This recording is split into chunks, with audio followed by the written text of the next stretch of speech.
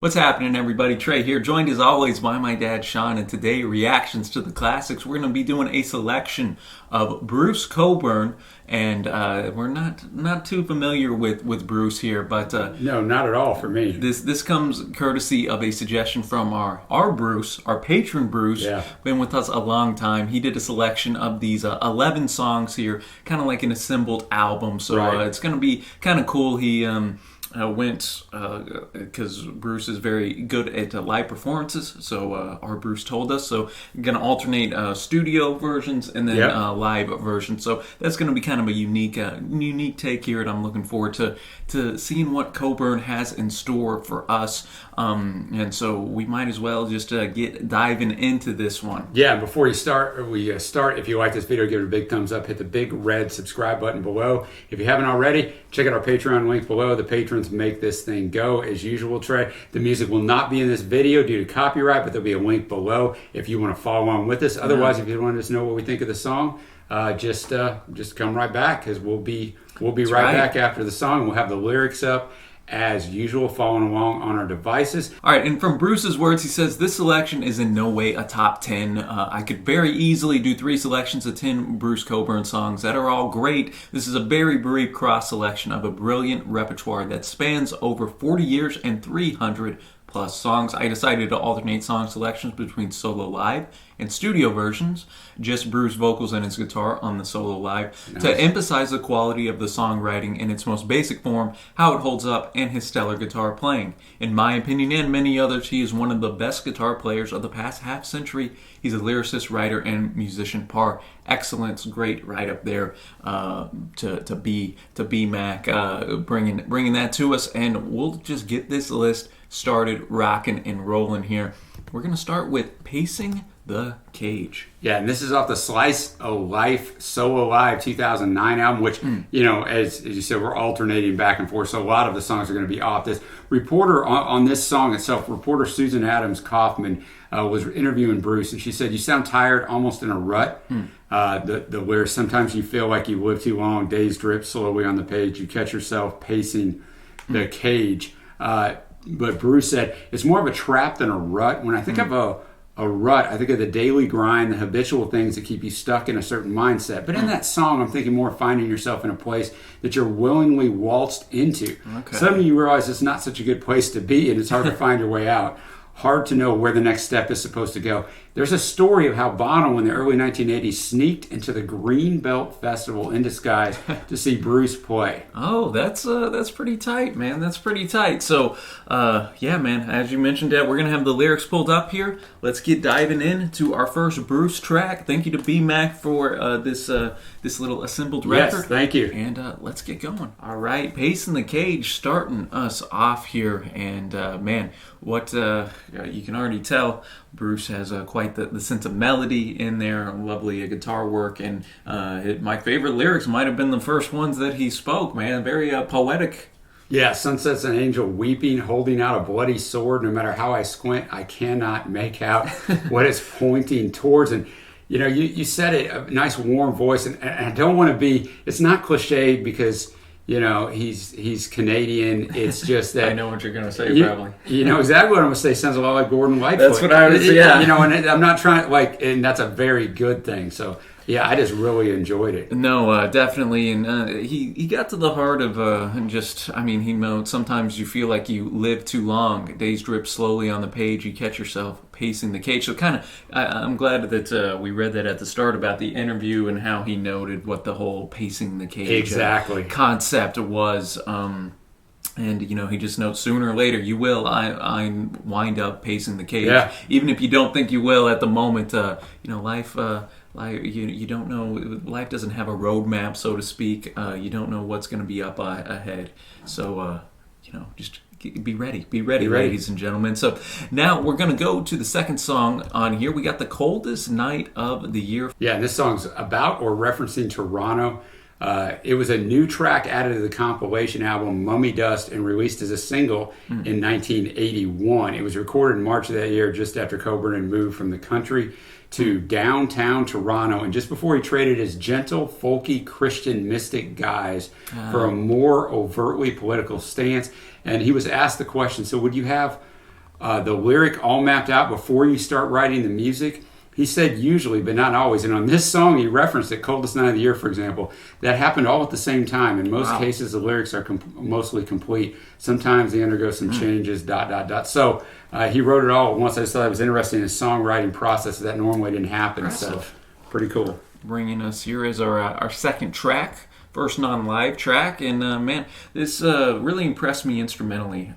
Yeah, it shows the dichotomy, exactly what B. Mac was talking about at the start, the difference in the live performance was the acoustic and the voice, and now we're bringing all this instrumentation. I quite enjoyed, of course, at the end there, the saxophone solo. The organ had a prominent role in here. Again, pretty catchy guitar melody going up, and again, I'm enjoying it the way he starts the tunes off. He says, I was up all night socializing, trying to keep the latent depression from crystallizing.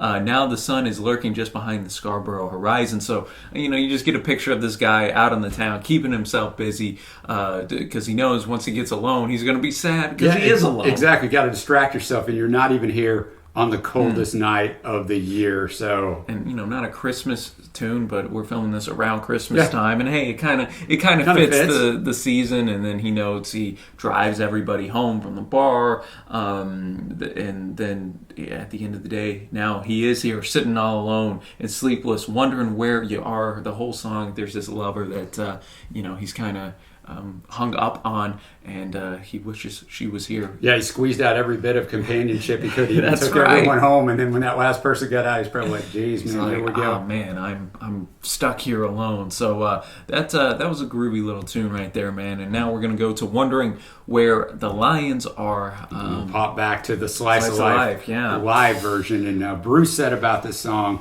"I have a relative who's involved in one of those kinds of government jobs where they can't say what they do. The part you can say involves monitoring other people's radio transmissions and breaking codes, and that would be their cell phone." So at that time, China and the Soviet Union were almost at war on the mutual border, and both of them had nuclear capabilities. I had dinner with this relative of mine, and he said, quote, "We could wake up tomorrow to a nuclear war."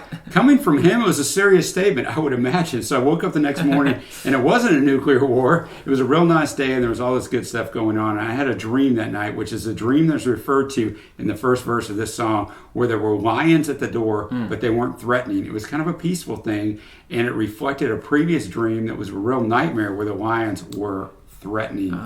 Interesting, man. I always like getting the backstory on these, and I would imagine coming from a family member that that was in the government, man. That's kind of big time. He also noted that the success of this song was a big surprise. Quote, "It was both very welcome and very fraught. All of a sudden, I'm in the PR machine of an American record company.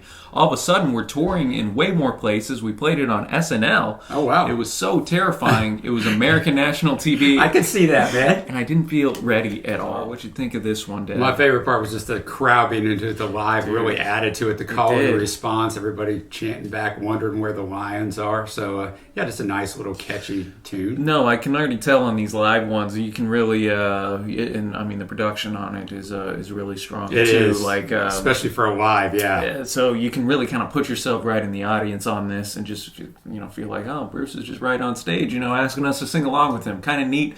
And again, I think got to that heart, like when I'm sure when somebody tells you, you might be preparing for nuclear war, that's going to make you think about eternity. But then you kind of got not puzzling, but he says some kind of ecstasy got a hold on me. Maybe that thrill of life is knowing that it might be taken away soon. Yeah, true. It kind of gets to you. Just like when you get a health scare and it goes away, you're like, okay, I better appreciate these things a little more.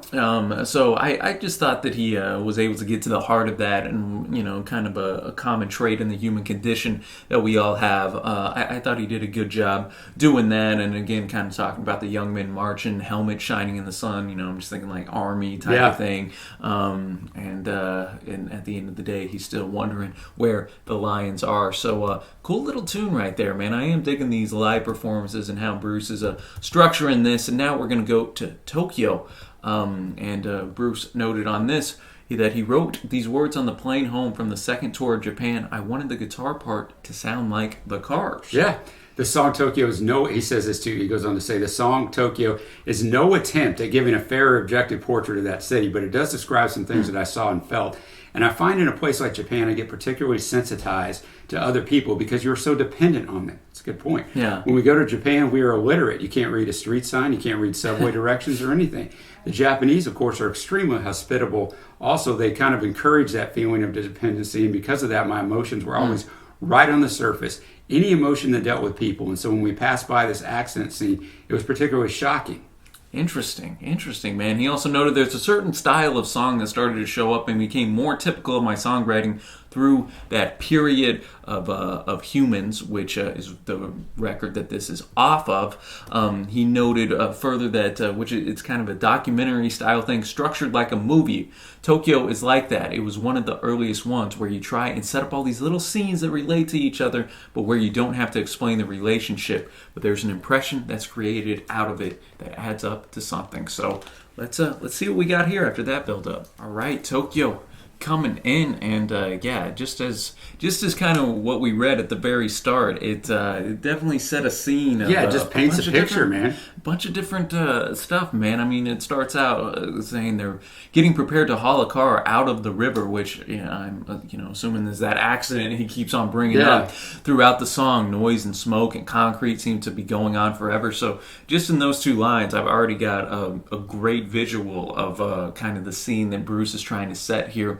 Then he kind of just keeps going on like the line comic book violence and escaping steam, gray-suited businessman pissing against the wall, cuts a crumbling guardrail, slow motions, car fall. And then he's like, oh, Tokyo, I never can sleep in your arms. Mine keeps on ringing like a fire one. That's a very good wordplay. Yeah. Me and all the other dice bouncing around in the cup. Did you have to show me that accident scene? Didn't I get enough shaking up? Still, I'm going to miss you. So even though he had this difficult part, he's reflecting like, I'm still going to miss you. So yeah, just a very well constructed. And I did like that kind of just like almost galloping kind of guitar there. I like I don't know how to exactly to describe it, but y'all know what I'm talking about. If you were listening to the song, man, it kind of set that Tokyo kind of like nightlight neon type of stuff, which was kind of cool. So now we're gonna go to the next song here. If I Had a Rocket Launcher. Yeah, and this is from 1984. We're going to be back to the Slice of Life album, but the guitar playing on here is on another level, B. Max says. And I think it's just him on guitar and vocals. The coordination is stunning as he's playing the guitar with an echo that allows him to play against and with himself. It's incredibly hard to do. The solo for this song utilizes this technique to another level. Famously, Woody Guthrie's guitar had a message written on it. This machine kills fascists. That's right, yeah. And Bruce's songs and guitars are his own rocket launchers. And then Bruce says, it's not out of line to say these things, but when I wrote that song in 1983, it wasn't intended to be any kind of weapon. It was an expression of my own surprise at feeling so specifically a certain way when I was confronted with the Guatemalan refugee camp scene in Mexico. It's about a sense of outrage. I don't know whether I'm violent or not. I don't know if I have the talent for it. I think probably I'm chicken, if anything. And then what did he go on to say? Yeah, he noted up to that point I had not been particularly supportive of the violent overthrow of government and that sort of stuff, but there I was in the refugee camp hearing these unbelievable stories of the atrocities that everybody was going through. The Guatemalan flyers had a recent history of having strafed the camps from the air, even though the camps were in Mexico. The desperate condition these people were in and their dignity in the face of that desperation, all this horror made me feel the people in those helicopters had surrendered their humanity long since. I actually had great reservations about recording it, and then I thought once I had recorded it, the radio people are never going to play that song, and of course, it got a lot of radio play. Yeah, and I have so much on this song because it became like a really kind of a call in Bruce's life after this. So religion also led Bruce to spend 3.5 weeks in Central America in 1983. It was all part of the same process, he says, which is that you can't love your neighbor if you don't know who he is. In Nicaragua, he was impressed by the grassroots support for the Sandinista government, but he was discouraged and angered by poverty, repression, and the fear of U.S. interventionism. Observing the horrors of refugee camps along the border, he went back to his hotel and cried and wrote in his notebook, "I understand now why people want to kill." Ooh. Then he wrote this song. Wow. After wondering where the lions are and there wasn't anything on the radar in the States, years went by, and then If I Had a Rocket Launcher came out. It took things up another notch. It shocked me that anybody played it on the radio at all. I almost didn't record it. I was afraid it would be misconstrued. There were other songs about Central America on this album, Stealing Fire. I didn't want people to think that I just wrote the song because I thought they should go down and kill Guatemalan soldiers.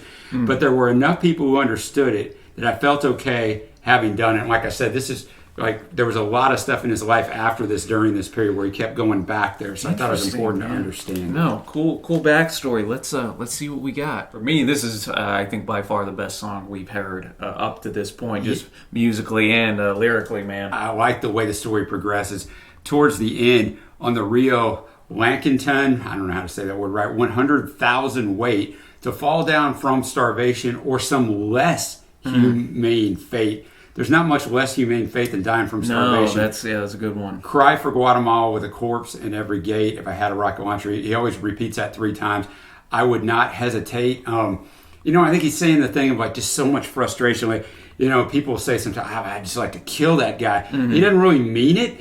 And I think that's what he was getting at in the comments. Yeah. I don't want people to go down there and take up arms, but just the frustration and unbelievable, I think, to see that with your own eyes and go, how can this exist in this world? No, that righteous anger that's kind of in your belly, man. And I did like how that if I had a rocket launcher motif at the end of every verse just progressed. I'd make somebody pay. Then later he says I would retaliate. Then I would not hesitate. And then the very last line, some son of a bitch would die. Like I thought that was a perfect way to end. To just cap off just how all the atrocities that Bruce saw that we noted at the start, man. So really, really strong tune here. And now we're going to move on to track number 6. If a Tree Falls, it's from 1988, Big Circumstance. We're pulling all these off of the Anything, Anytime, Anywhere album in 2001. But collection of singles. So. Yeah. David Suzuki, they're talking to Bruce here. David Suzuki says that your video and song for If a Tree Falls had a profound impact upon everyone who saw and heard it. Did you get that kind of feedback from people? If he said it, that's fine. I'm glad he did. No, I got a lot of positive feedback about that and some negative too. Actually, interestingly, a lot of critics didn't like that song. So, I know we're not watching the video, but I liked what he said about this. They felt it was too pedantic, and I was being too literal when I was, quote, stretching my metaphors too far. I have a 2-word response for those people. He doesn't say what that is, Trey. And then he later notes, it shifts all the time. When I wrote that song, they were cutting down the Amazon rainforest to put in cattle. But that didn't work out. And the next thing you know, they're planting soybeans. But they're still cutting down the forest. They're still displacing the natives. Corn for the biodiesel trade, that's the new big thing. You can't win. You create all this awareness about one aspect of the problem, but as soon as you think you have a foot on top of that, it squeezes out from under and morphs into something else. And so it ties back into the previous song. That was 1983. It really does, yeah. Now he's talking about the Amazon rainforest. It's 5 years later, and that's what I was saying kind of about how his life kind of pointed towards that area. You're asking the age-old question, Dad. If a tree falls in a forest, does anybody hear it? Yeah, and I think it was the most anthemic by far. Just with that guitar, and then of course, if a tree falls in the forest, does anybody hear it? He just breaks it down. Yeah. That's what I talked about in the beginning: the rainforest being taken away, the inject a billion burgers worth of beef. Grain eaters, methane dispensers. That's it's a way to paint it, man. Yeah, it is, and he just kind of draws all that out. Like, really, basically, you have this section of people that don't care what they're doing to the world. No, man, the guitar was definitely the highlight for me. Yeah. Again, just showing off Bruce's gift there. This is a song I respected, but one I'll never really go back to spin again. Yeah, I'm the same way. It was my least favorite one, although I do respect, him writing it and what he's trying to get out there. I think it needed to be done. Kind of reminded me in the same vein of the Smiths' Meat is Murder, which comes at the end of the record of the same name, which is one I usually skip a lot just because, it deals with the subject that needs to be talked upon, but you're not always trying to put it down to spit it and hear what's up, man. But exactly. I do respect the message and agree with it though, of course. And now we're gonna go to track number 7 on here. Mama just wants to barrel house all night long. So that is quite the name over here. It is, and it's off the Slice of Life album again. It was a sound check, actually. That's neat. And so Bruce said, I don't know, actually, the question was, how do you barrel house? And I actually don't know the answer to that. I think it's sort of whatever you think it is. Barrel houses were road houses in the old days. They were places where you went and they had barrels of booze sitting there, and you bought booze and you just did whatever booze prompted you to do. So, it's kind of up to you what the barrel house is. There are old blues songs that do make references to barrel housing, and some of those references are metaphorical and don't pertain literally to being in a place with sawdust on the floor and a barrel of booze. And I chose to think of my own song in a metaphorical kind of way, too. I guess that's what it is to be a songwriter. Hey, well said right there, Bruce. No, man, yeah, that was tight. I was expecting the crowd to come in or whatnot, but yeah, I forgot it was the sound check part. And it's interesting because this song was originally written in, put out in 1973. Yeah. So the difference between, the more politically, and socially minded lyrics, just it's the cool little throwback. And you mentioned it during the reaction, bluesy, very bluesy. Oh yeah, heavy blues influence here, and not a lot of lyricism in here, but he made it work, and really impressive guitar work in the middle of that track, especially again showing how he's able to be a little malleable and go into any type of genre really that he's set his mind to, at least on this little selection that B Mac has brought forth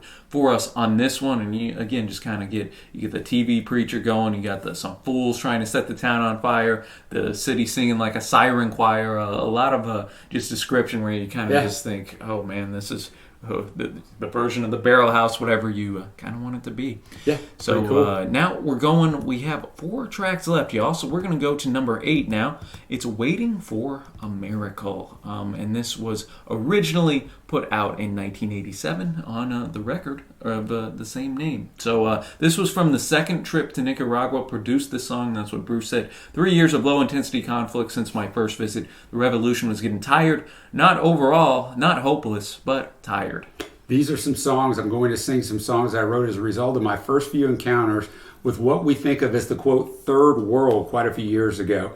Now, although sometimes the first impressions, they don't go deep, they are intense, and those are the things that make songs. But I just wanted to make an observation about a phrase like, quote, third world. We can say third world and we form a picture in our minds, this is true, of whatever that means to us. But what a lot of us don't include in that picture is that the third world is made up of people, of human beings just like us, in the same boat as us, with the same kinds of dreams and hopes and wishes for a happy life. Their dreams may be a little scaled down from some of ours. They may be hoping that their kids will live to see the age of 5. Most of us can assume what's going to happen, but in a lot of the world, they don't. But these are people with human faces, with lives, with individual talents and characteristics. Man, that's a powerful one. He also noted, I wrote this song for all the people who put their lives on the line working to accomplish some of the same things we're trying to accomplish today. So great write-up here, man. I'm glad we were able to hear that from Bruce. So let's get to it. Here, a lot to enjoy on this one, I think. Kind of reminded me a bit of Wondering Where the Lions Are, just that live version where you would kind of like repeat that, almost build it up a little bit. A little anthemic. Enjoyed the chorus part for sure. Waiting for, kind of kept you on edge, and then you kind of come waiting for a miracle. Cool little horn section midway through. Again, added some of that warmth to the track here, and that's a great point. The warmth of the track, because it took a little edge off the very serious lyrics. Obviously, no, definitely, and just kind of what we talked about going in. I think the verse here: struggle for $1, scuffle for a dime, step out from the past and try to hold the line. So how come history takes such a long time when you're waiting for a miracle? Talking about how you pretend to put on the strong face and trying to set the angel in us free while they're waiting for a miracle. So cool track, important track as well. Very much so. A lot of politically charged tunes that we're getting here, man. And we only got 3 songs left here, ladies and gentlemen. So we're going to take it now to Lovers in a Dangerous Time, again from that live record. Yeah, and An interesting fact about this thing, Bono of U2 has used this in a song on the Rattle and Hum album on the song God Part 2. He says, I heard a singer on the radio late last night, says he's going to kick the darkness till it bleeds daylight. Of course, Bruce is credited for his contribution to the song, and Bruce just said about the song, I was thinking of kids in a schoolyard. I was thinking of my daughter sitting there wanting to hold hands with some little boy and looking in the future, looking at the world around them. How different that was when I was a kid, when even though we had air raid drills, nobody took that seriously that the world would end. You could have hope when I was a kid, and now I think that's very difficult. I think a lot of that is evident from the actions and the ethos of a lot of kids. It was kind of an attempt to offer a hopeful message to them. You still have to live, and you still have to give it your best shot. Great message for us here in 2020 as well. Lovers in a Dangerous Time. What'd you think of this one? Maybe my favorite vocal performance of his. A lot of emotion in it. I just really, really enjoyed it. And, you know, I'm noticing a pattern. I do enjoy the live stuff more than the studio stuff. I'm a sucker for the guitar and just the nice, warm voice. No, man, the melody here was on fire as well. Just gorgeous guitar playing throughout. And again, just gets to the heart of what we were talking about earlier about how lovers in a dangerous time, when all the chaos is going around you and whatnot. Exactly. Just being in that. And I like, again, I think he's one of his strong suits is starting off his songs, which is some great lyrics. Don't the hours grow shorter as the days go by? You never get to stop and open your eyes. One day you're waiting for the sky to fall, the next you're dazzled by the beauty of it all. Just a great little quartet of lyrics right there. Yeah, I think that's a great point. He knows how to start that first verse off. Just tremendous. And, you know, the U2 and Bono chose well, man. Got a kick at the darkness till it bleeds daylight. I love that phrase, man. Just so cool. For sure. But now we're going to go to a song that is not on Spotify. We got Rumours of Glory here. And Bruce said, there's often a great beauty for me in the play of opposites. You can't understand good or be good without an understanding of some level of evil. Now, I stress on some level because I'm not in favor of the philosophy that would have people go and steep themselves in evil in order to understand. I don't think any of us are that far from it that we would need to exercise that degree of effort in order to learn about evil. I'd agree with that, Bruce. Yeah. We've all got lots of it in us, and it's not hard to see. At the same time, people who try to be good and only do the good things all the time, while it's worthy to try to do, if you expect that you're going to do and succeed at that, then you're in for some trouble. You know, because the other side is always going to be there. So we got a live performance here of him doing this. So let's listen in. Just kind of hit me as we were doing it. But this is originally off of the 1980 Humans record that Tokyo was off of. And I remember we were mentioning there that it was around this time he was wanting to kind of do cinematic, really painting the scenes. That's true, yeah. And I kind of felt that here a little bit. I was as much taken aback that this was first recorded in 1980. The live performance that we were listening to was from 2014. The man still sounded absolutely phenomenal. Yeah, that was very impressive, and just that guitar work. And it was one of those tracks where you could, I'm just envisioning just being in the backyard or out in the woods or something. The campfire's going, and Bruce is just serenading us on the deep facts of life here, going in, talking about especially that evil kind of within us, especially at the very end. You see the extremes of what humans can be.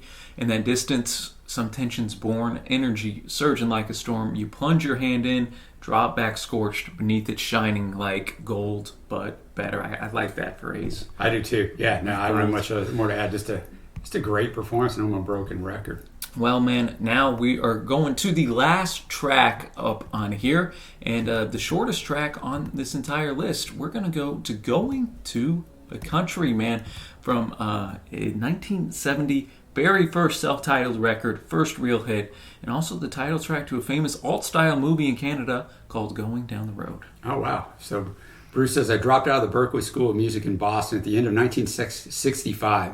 It wasn't where I was meant to be. By the end of the 60s, I'd written maybe 20 songs. They sounded better to me when I did them alone rather than with any of the bands I was in.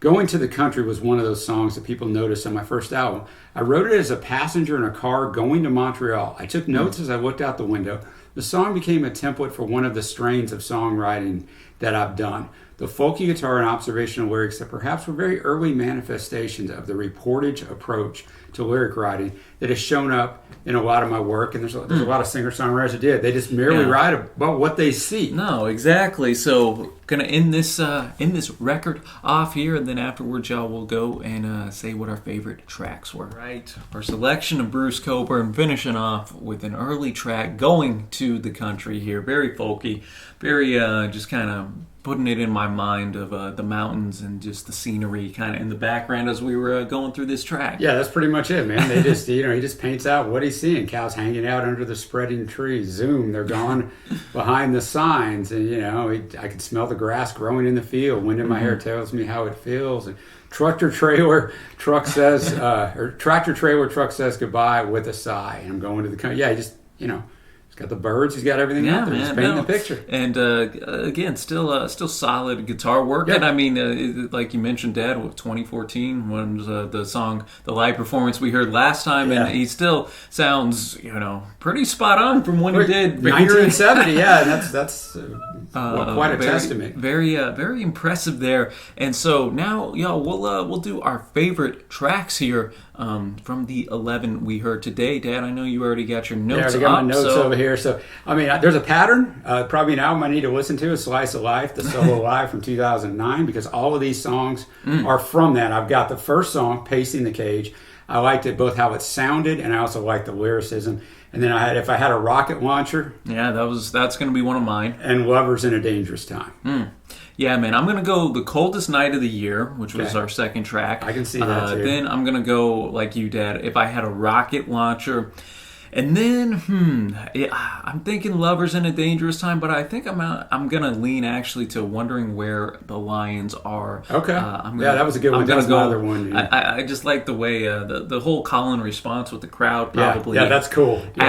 Added a little bit to that for me. But just to summing up our thoughts on Bruce as we, first time we've ever dove into his work, man, really impressive sense of melody and with his guitar work. Yeah. I was really impressed with that. And just the storytelling. We had the political songs here, the love songs here, just the as he noted, the reportage type of songs as well. So a bunch of different types of styles. Had the blues type of track. Yeah. So it seems he's has a lot of tools in his toolbox, so to speak, to be able to do a little bit of everything. And I agree. So yeah, man, enjoyable one. B-Mac, thank you. Thank you. We went from the sun being out at the start down tonight as we were winding down with some Bruce here. Let us know your favorite Bruce Cockburn tracks down below in records. And again, thank you, B-Mac, for introducing and curating this for us. Until next time, y'all, thanks for watching, happy listening, and we will see you.